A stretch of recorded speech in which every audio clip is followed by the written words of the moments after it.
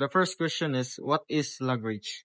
Language is a system used by people in the same country to communicate with each other. It is also considered as their identity since you can know where the person, where is the origin of the person by knowing his or her native language.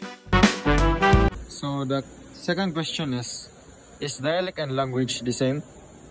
Yes, it is somehow the same, but specifically, dialect is a variation of language that is speak by people within the same region but is different from the other region, but they are unified with one language.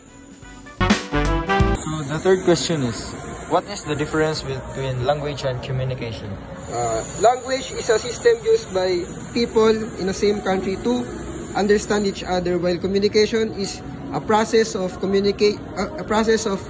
passing ideas and thoughts from one person to another person. Right, thank you, sir.